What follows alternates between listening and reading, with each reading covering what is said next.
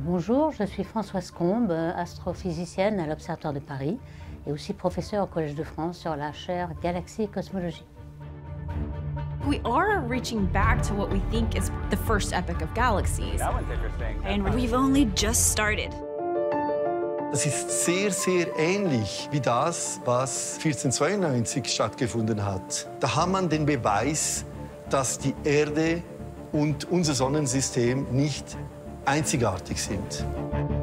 Il faut bien dire qu'au début du XXe siècle, on ne savait pas que les galaxies existaient.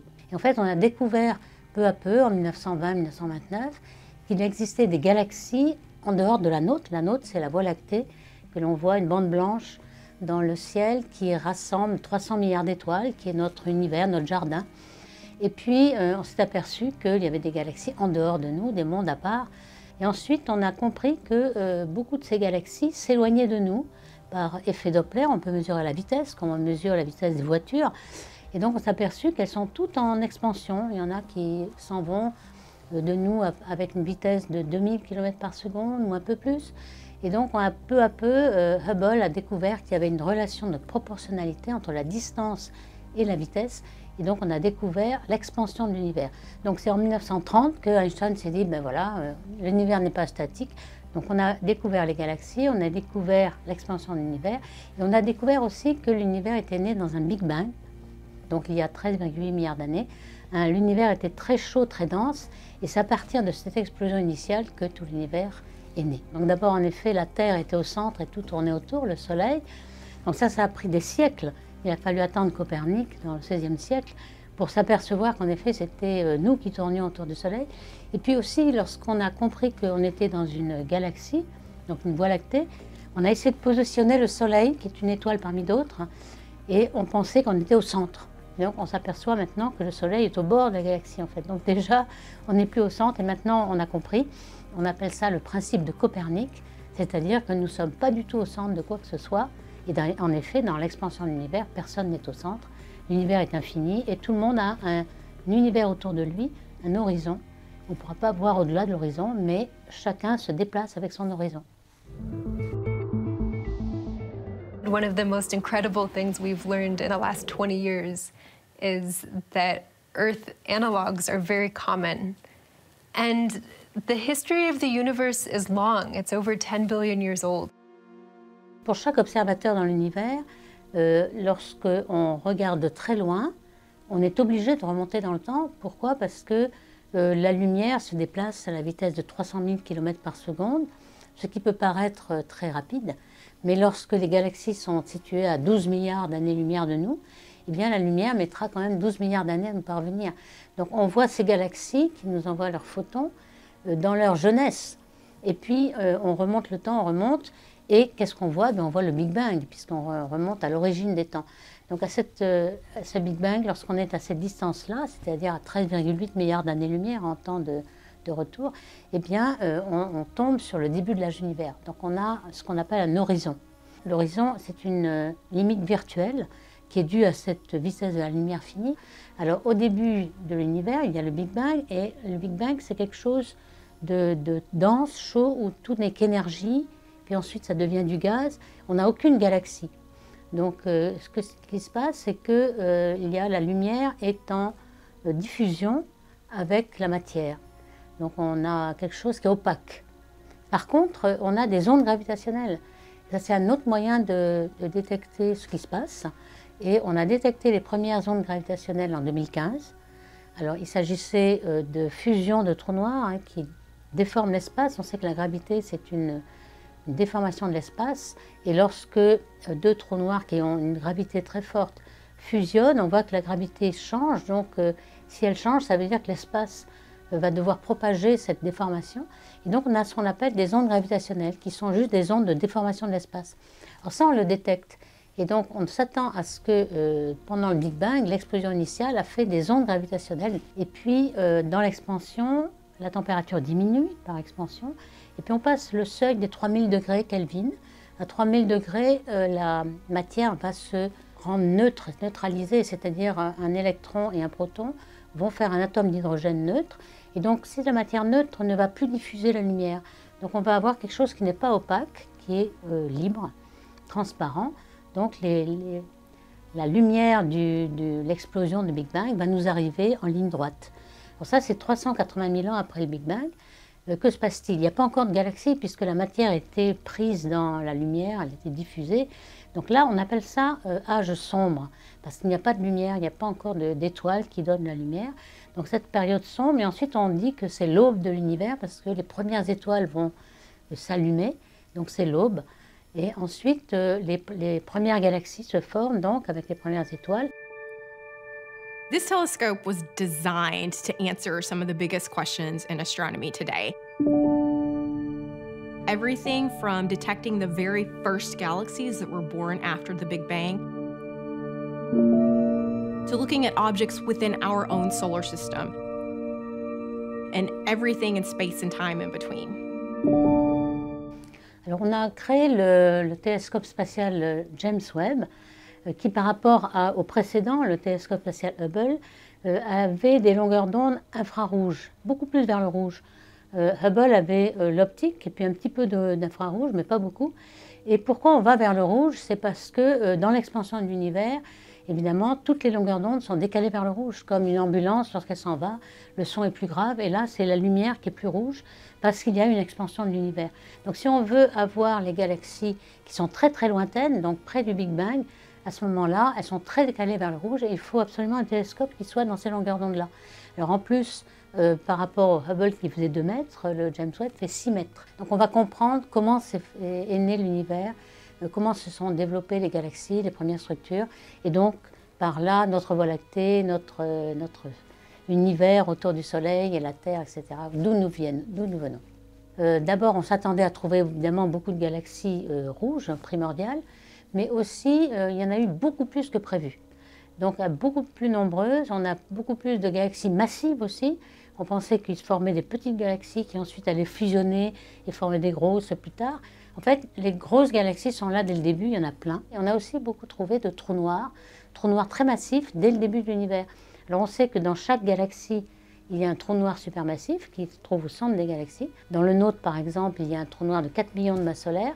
Il y a des grosses galaxies elliptiques où le trou noir est de 6 milliards de masses solaires. Et là, très tôt dans l'univers, on trouve des trous noirs de milliards de masses solaires.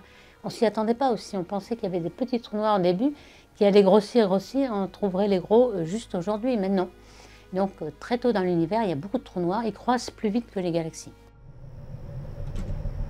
In my opinion, every black hole is a doorway to a new universe. It's a wormhole which connects our universe to a new space. Accordingly, our universe was born in a black hole existing in some parent universe.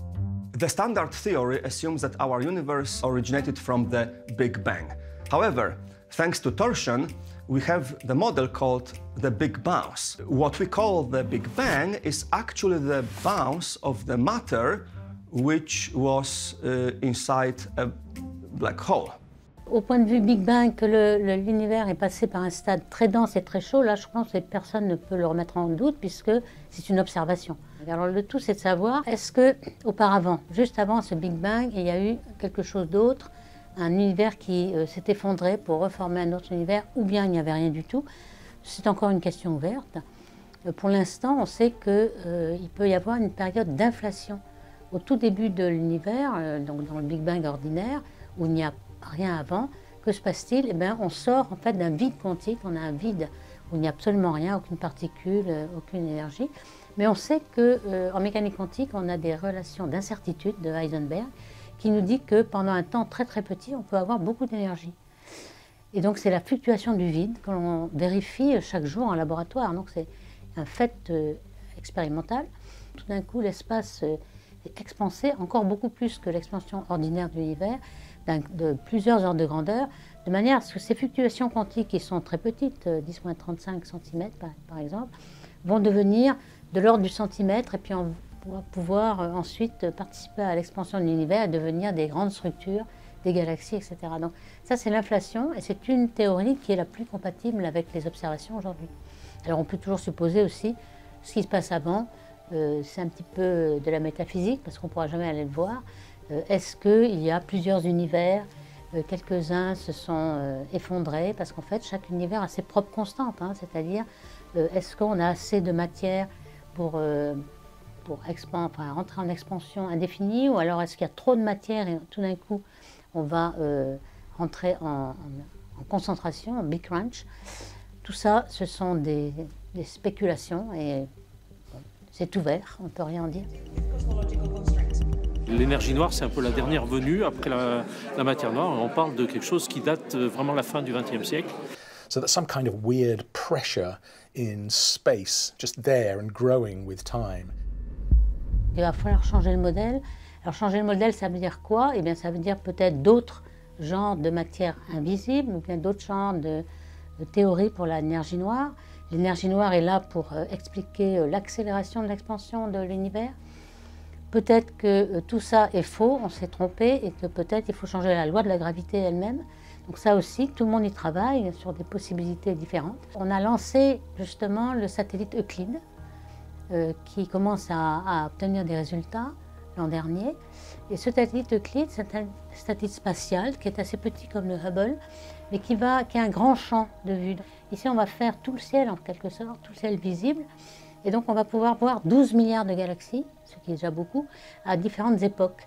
Et comme ces différentes époques, on va pouvoir connaître l'expansion, l'état de l'expansion de l'univers à toutes ces époques. Ce qu'on ne connaissait pas bien avant, on connaît un petit peu l'état de l'expansion aujourd'hui. On sait qu'il y a une accélération de l'expansion, mais est-ce que ça a toujours été le cas dans le passé? Est-ce qu'on va savoir avec Euclide? Et donc, ça va nous permettre de savoir quelle est la nature de cette énergie noire. Est-ce que c'est une constante cosmologique, après tout, comme Einstein l'avait prédit, et comme on l'a mis au goût du jour depuis plus de 20 ans maintenant, parce qu'on s'est aperçu qu'il y avait en effet une accélération de l'expansion. Donc ça pourrait être une constante cosmologique, ou alors ça pourrait être un autre élément, un cinquième élément, une quintessence, etc.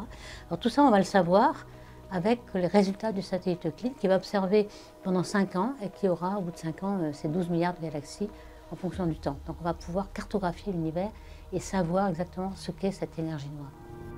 If all stars with rocky planets in the habitable zones, if all of those planets are indeed habitable, if they have liquid water, if they all have life, and if all of that life generates a gas that can accumulate in the atmosphere for us to detect, then our chances are high, very high, that in the next decade or two, we'll find a sign of life on another world. Je suis convaincue par des arguments statistiques que ce serait complètement un peu présomptueux de penser que nous sommes seuls. Parce que pourquoi la Terre a quelque chose de spécial? Évidemment, c'est peut-être rare et on a de la chance. Mais il faut bien se dire que dans une galaxie comme la nôtre, qui est notre jardin, on a déjà 300 milliards d'étoiles et on a encore plus de planètes, puisqu'il y a beaucoup de planètes autour de chaque étoile. Donc on pense que les planètes habitables, qui sont comme la Terre, c'est-à-dire à une distance telle qu'il y a de l'eau liquide, ce n'est pas de l'eau glacée comme plus loin, ou ce n'est pas de l'eau qui serait complètement évaporée si on était trop près. Donc il y a une distance qui est à peu près habitable. Et des planètes habitables dans la Voie lactée, il y en a déjà des milliards. Maintenant, dans les autres galaxies, dans notre horizon, il y a 2000 milliards de galaxies. Donc c'est tous ces milliards multipliés qui nous disent, je ne vois pas pourquoi on serait les seuls. Alors maintenant, pourquoi on ne les a pas vues? C'est qu'elles sont très difficiles à voir, elles sont peut-être très loin. Comme c'est relativement rare, peut-être on a découvert quand même des planètes autour d'autres étoiles, mais c'était au voisinage du Soleil. On en a trouvé 6000, mais c'est toujours dans le voisinage du Soleil. Il faut bien se dire que notre espace est très très grand. Donc si on a déjà une planète dans notre galaxie, ce qui est très possible, 100 000 années-lumière, c'est difficile pour un signal de nous arriver. Ça va arriver lorsque la civilisation peut-être aura disparu, peut-être. Hein. Et puis peut-être que ces planètes vont être dans une autre galaxie proche. Alors la plus proche, Andromède, est à 2 millions d'années-lumière, et puis les autres sont à des milliards d'années-lumière. Donc s'il faut des milliards d'années pour que le signal nous arrive, on voit bien pourquoi on n'en a pas encore reçu. Peut-être qu'ils en ont envoyé, mais c'était avant que l'Homo sapiens soit sur Terre. Et peut-être il y en a d'autres qui vont arriver lorsqu'on aura disparu. Donc on voit bien qu'il y a un énorme infini, à la fois d'espace et de temps, qui fait qu'on est très très très dilué. Alors il est vrai qu'on a des télescopes qui recherchent la vie intelligente, on essaie d'avoir des signaux et puis on envoie. Alors il y a un certain temps, lorsqu'on n'avait pas découvert toutes ces planètes extrasolaires, on envoyait un petit peu comme une bouée à la mer, un petit peu dans le vide. Alors évidemment, on n'a jamais reçu quoi que ce soit. Maintenant, on le cible un peu plus parce qu'on a découvert 6000 planètes et on sait qu'elles sont habitables. Donc on envoie des signaux vers la planète. Alors déjà, ça fait énormément un progrès. Peut-être dans le futur, on pourra, disons, recevoir quelque chose. En tout cas, là peut-être l'espoir qu'on peut avoir dans les dizaines d'années qui suivent, c'est d'imager ces planètes. Donc s'il y avait déjà des plantes, des forêts qu'on pourrait voir, eh bien, ça serait un très grand progrès. Évidemment, il faut toujours avoir les pieds sur terre. Je pense que notre planète est assez rare, il faut bien la protéger et il faut surtout, il n'y en aura pas d'autres d'ici longtemps, donc il faut surtout préserver notre planète et avoir les pieds sur terre. Mais je pense que ça n'empêche pas de la curiosité parce qu'on aimerait savoir quand même d'où nous venons, quelles sont les grandes structures qui se sont formées, etc. Et donc ça, je pense que c'est aussi une valeur d'humilité. On est vraiment tout petit dans l'univers et on s'aperçoit qu'on est sur le même bateau envers tout le monde. Donc ça peut peut-être réduire un petit peu l'agressivité, la violence, les guerres. Finalement, nous sommes tous sur la terre des hommes, comme le disait Saint-Ex.